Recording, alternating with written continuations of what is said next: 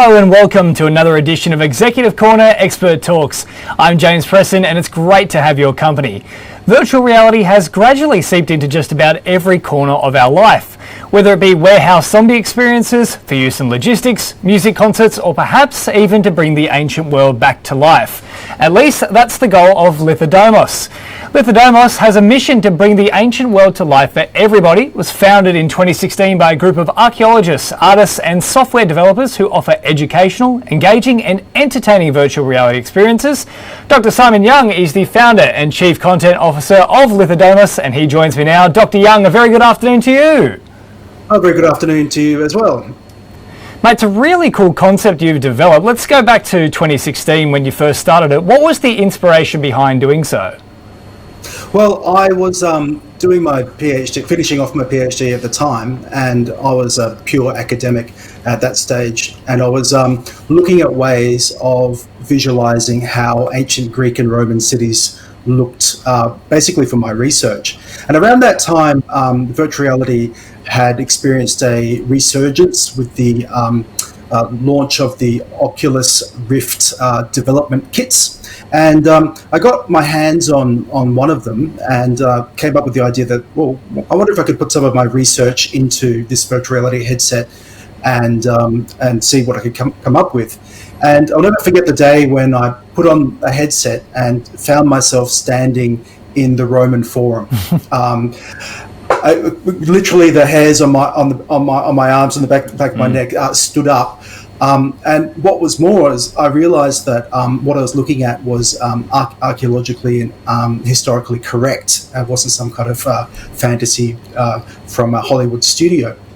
A little while later, I was thinking about people who visited ancient sites, and I'd recently been to the Roman Forum and seen all these what I thought were hundreds of people walking around, scratching their heads, looking at ruins of columns and piles of rubble and shaking their heads and walking off, not getting it.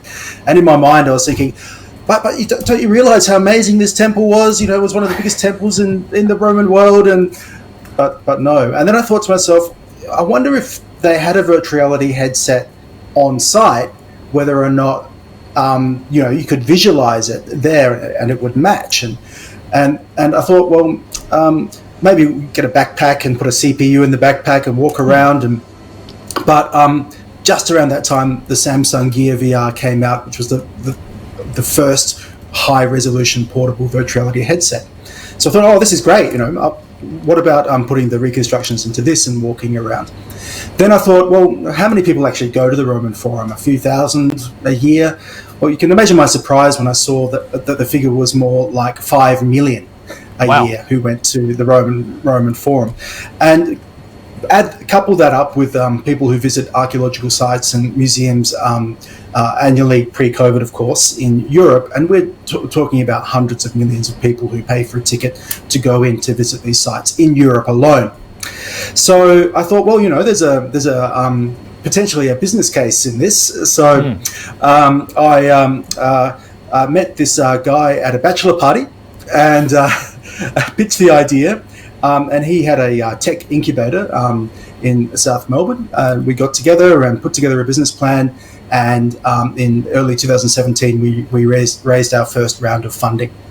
So that's how it all got started. Yeah, that's a crazy story. And I'm just thinking about it myself. I mean, you mentioned going to these places and people scratching their heads and things. When you're actually developing these virtual reality sort of segments for different sort of sites, do you have to actually go there yourself, map it out to the exact precise sort of location and the specifications of the columns to make sure the width is all correct? How exactly does it work? It really does help a lot to go and just to get a feel for the site. But the great thing about archaeology and archaeologists is, and I think we've all seen pictures of archaeologists on their hands and knees on the ground with a brush and a trowel, but more importantly, they have a ruler and a pencil and a pad, because they're measuring every single artifact and wall line or column fragment, and then they go off and they publish these. And these site plans and research papers are extremely detailed and they're quite easily scanned and loaded into a GIS, which is a geographical information system, which forms the basis of the models we do. So we don't need to go to the sites if they've been well researched and well published. The information is publicly available. Yeah, right. So what are the different products and services that Lithodomos offers? Well, we started out, as I mentioned, with mobile virtual reality headsets for tourism purposes in Europe. But since then, we've actually created a content library of over 550 reconstructions of the ancient world, mostly in Europe, few in Australia as well. And we're really expanding our product suite now to include not only virtual reality, but also audio-visual guides for users' own devices, because as we know, smartphones and tablets are developing at a breathtaking pace, and their capabilities in terms of graphics and global positioning systems make them the perfect device to deploy our content. So we've really branched out to create these audio-visual guides. In fact, we've got one called Ancient World, where you can download a tour, you can follow an itinerary, you can hold up your phone and match it to the features on the site. That's one product that's going quite well at the moment. Also, of course, in museums, an audio-visual guide that people can use on their own devices, which clearly is COVID safe, because nobody really wants to pick up those clunky old audio guides that used to be so popular, that we all remember, I think. And we are now also going into the immersive space area. So this is, you may have come across or heard about the Van Gogh or Van Gogh exhibition that's traveling around the world. People enter a space that's full of volumes with amazing high resolution, high K projections of Van Gogh's work, accompanied with music. So our content, our 3D models, can be rendered out for these large scale projections as well. So we're working on. Actually, there's one coming fairly soon. Well, not too soon, but fairly soon. Which will be very exciting, but I won't go too much into that. But watch this space. No, look, a lot of incredible products that you're developing. With what you were saying there, is there any sort of correlation with, I know, for example, Pokemon Go became a big thing in the past sort of 3 or 4 years. That's augmented reality.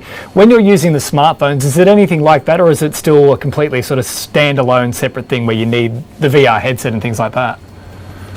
Well, in fact, Pokemon Go was just incredible, and I think it really opened everybody's eyes to the potential of smartphones and users' own devices to create a geolocated AR experience. And in many ways, our content is AR in the sense that when you go to a site and you are in the right position and you hold up your phone, we have within our guide compass orientation and geolocation features, so that it will actually match what you're looking at.